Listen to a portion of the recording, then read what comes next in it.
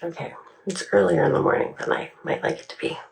I was putting away my wardrobe for recording videos and, really for wearing in life, but I got them because I'm like, I want my little favorite colors to be in my videos. So there they are. But we digress. I think that one of the biggest gifts and most, validating things that I have people say to me is when I hear them say, I can't believe I'm telling you this, but, and then they tell me something that they don't share with very many people. And I even felt kind of mixed about recording a video about it, because it's not like I'm like, oh yeah, like, here's another person opening their heart to me vulnerably, score. But I'm like, it means that they feel safe with me. It means that I have shown up in a way that has allowed them to open up with me and be honest and either not feel judged or trust that I can hold my judgment separate from who they are and like know what is mine to work out and what's theirs to work out. And it's such a beautiful moment when that happens. And I realized I'm not sure that happens with everybody. I'm not sure everybody gets to say that. And I'm not sure everybody gets to hear that. And so if you're not saying that, or if you don't feel like have people in your life that you can say the things to that you would say at the end of that sentence. Can't believe I'm telling you this, but it's going to feel so much more. You will have such a greater sense of feeling seen and heard and understood when you find those people who you can say that to, who can hear those things about you that are hard to share or gross or make people uncomfortable or that you feel ashamed of or whatever the reasons are that you don't tell more people about it. It's really nice to be able to find people that you can share those feelings with and share those realities and truths with and still find acceptance. It's also it's also a phrase that may or may not lead to what I would consider sort of over vulnerability. Like, you really need to make sure that when you're telling the person that they are someone that you feel like you can trust with that information. Otherwise, when we give people information or we do something with people that is in the category that I don't have a better name for it right now, but being over vulnerable, then we get very attached to them showing up in a certain way or doing a certain thing or being away or not doing a certain thing. And that's fine if, I'm just going to come sit out here, if that person naturally acts like that or always does, or it's easy for them to do that. But if you're in it, which in this case, with most people, like, they know, and I know, they're not asking me to do or be anything other than I already am when they share that information. They don't need me to do, as long as I keep showing up in the ways that I have, then they will feel held and cared for. And that's doable for me, because especially when it's in the realm of client friends, that's very doable. Where it hasn't been doable in the past, and where it's gotten complex, is with my intimate romantic relationships, where we get overly vulnerable, I'm going to call it, and then want the person to do something that they are that they were incapable of doing, or that is entirely out of character with who they are. And that person will, because they love me or whoever, us or you, they will bend and try so fucking hard to give us that thing that we want, or show up in the way that we want, or not do the thing that we don't want them to do. But eventually, they're making a change that they can't sustain. And then when they go back to acting their default way, and I've already shared something or done something with them where I have this expectation or need or desire for them to not be that way, it's a fucking shit show, right? And if you think about it, I'm sure you can think of experiences or situations in your own life where something happens or someone shares or gives more than they want, and then when it doesn't get received in the exact way that they want, then they're upset with the person or feeling, for me it used to be a sense of like betrayal or feeling devastated that this person like made a promise and then broke it to me made a promise to me and then broke it. I haven't even taken my morning meds. So, but it's like, is it their fault? Yeah, it's nice not to make promises that you're going to break. But if I had been objective, and really coming from a loving place instead of a codependent place, I would have seen that they were not capable of doing the thing that I asked them to agree to. So yeah, it's both our faults. They shouldn't have agreed to something they couldn't. But also, to take care of myself and for you to take care of yourself, we need to be honest and realistic about what the people we're in relationship with can and cannot give us. And when we choose to, in a way, be delusional and think that, oh, even though they said they'll change 45 times, and they did change 45 times for about a week, that now this time they're really going to change now it's going to be for good. So when people are opening up and telling me these things that they can't believe they're telling me, I know that I'm a safe place for them to do that. Unless, in some cases with like my personal relationships, I might, and if I'm not sure, like if it was a situation where I'm like, I know that this is vulnerable for them and I also know how I am, and I might pause and ask them to double check, like, hey, this is how I am. Are you sure you want to tell me, do this, whatever. But when it comes to my client friends, when it comes to like the vast majority of people, I am so consistent in how I show up from one venue or like one situation to the next that there isn't, like, people know what they're getting.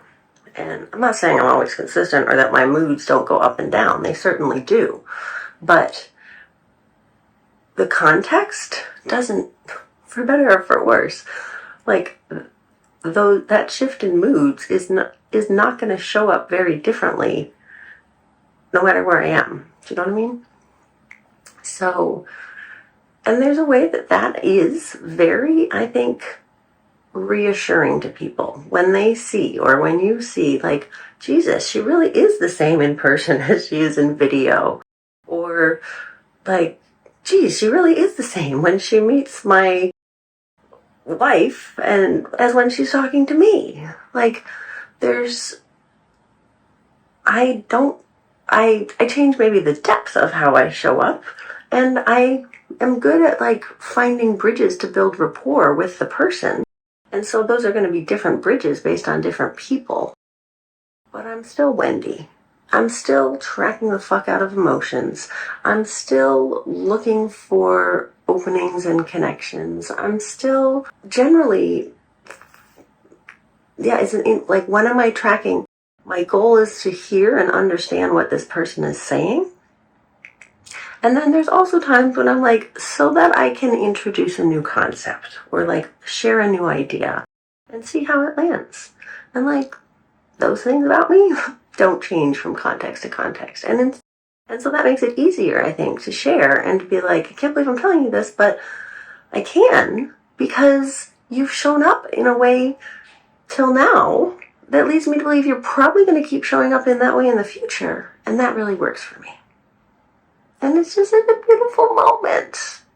And I'm so lucky. And I feel so honored to have so many people, clients, partners, friends, my kids' friends, who like share themselves with me that way and trust me that way.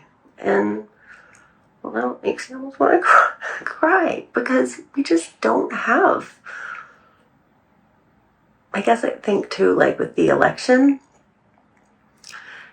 I just realized that there's like such a huge fucking divide between my version of the world and reality and the version of reality of whoever, or every single fucking person that decided that Trump was a better match.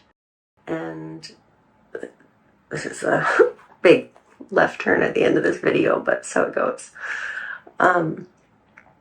And I just feel like the only, or not the only, but like the best and easiest and strongest tool that I know and have used is to like start bridging the connection with those people. And if I don't feel heard or understood by them, like the best way that I know, like the best bet that I know of for them to understand me and care about me more is for me to fucking help them feel heard and understood on their pain. And I'm not saying it's our burden, and I mean it is a burden, but I'm not saying that it's our duty that we have to fucking go empathize and be nice to these people who are voting for ways that are ending the rights of me and some of the people I hold dearest. But if we have capacity, and if there's a sense of capability to be able to do that, I do think that it's really powerful. And I know from experience, like when because I'm very choosy about who I spend my time and energy with in real life, in person.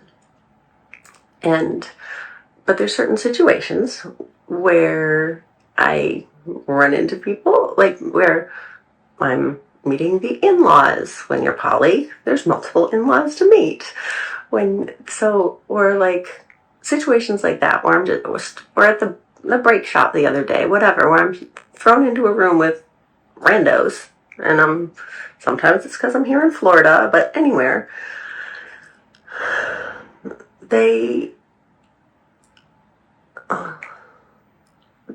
I connect with them, and I get these red Republican Trumpers who blue collar, who don't talk to anybody about their feelings, being like, Wendy, come over here and give me a hug.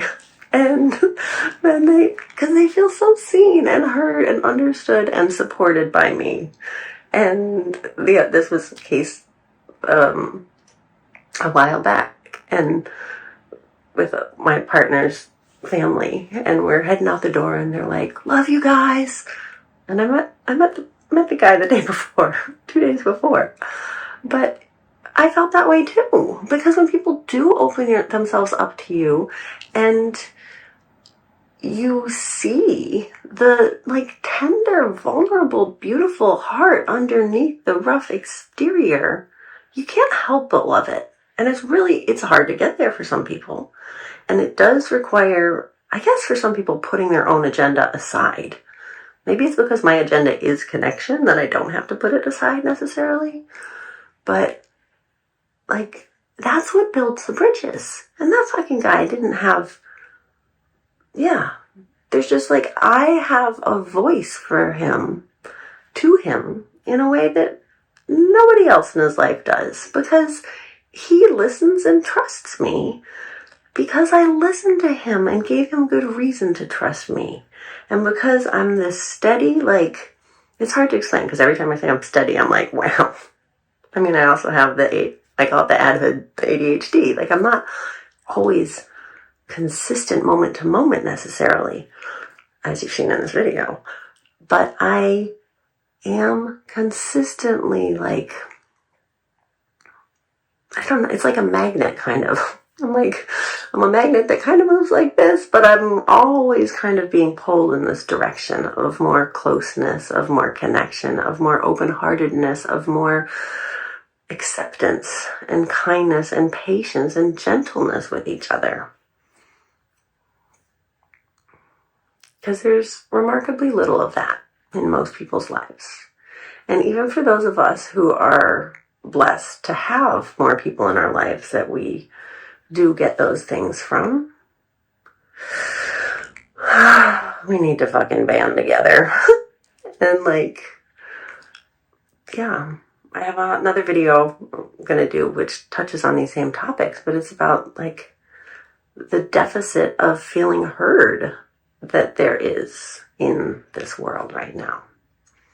And so when somebody says, I can't believe I'm telling you this, but it means they feel really fucking heard and seen and accepted. And that is world changing for them. And then for how we interact, for me and my work and my life, and then for the fucking world. And we don't know the ripple effects that we have. Okay, I'm off my soapbox. Thanks for listening. Big hugs. Take care. Bye-bye.